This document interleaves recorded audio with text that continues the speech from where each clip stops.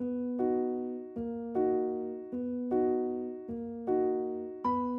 一粒花種子，一心想揾到心目中最理想嘅一片土地去到生長。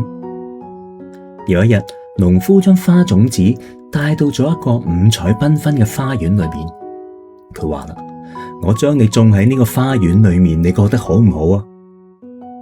花種子就搖搖頭咁話啦：唔得，呢度咁多花都咁靚，而我又咁普通，我一定會俾佢哋比下去㗎。農夫只好將花種子帶到一片草地嗰度，佢話：呢度冇花同你鬥靚啦，應該唔錯啦。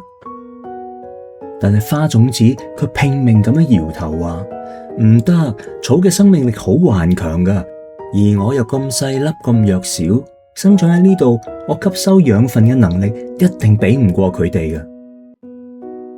於是農夫只好將花種子帶返屋企嘅花盆嗰度。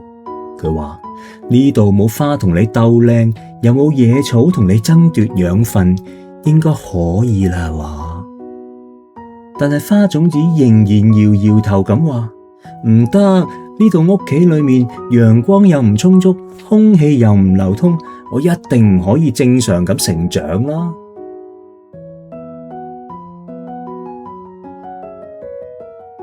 農夫對花種子實在冇晒辦法啦，只好將佢帶到一塊寸草不生嘅荒地。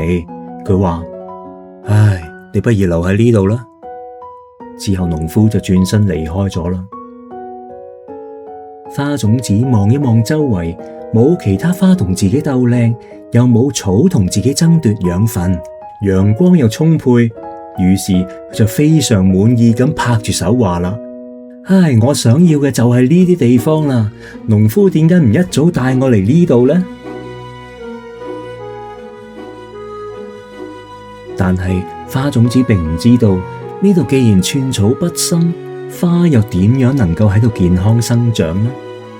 結果呢粒花種子連發芽嘅時候都未到，就死喺泥土裏面啦。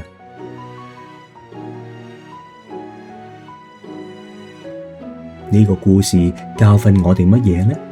相信嗰啲對凡事都諸多不滿嘅人，真係要明白現實同幻想係有分別嘅。大家都要學習點樣去接受環境嘅局限啦。如果唔係，到頭來可能會變成為一場空啊！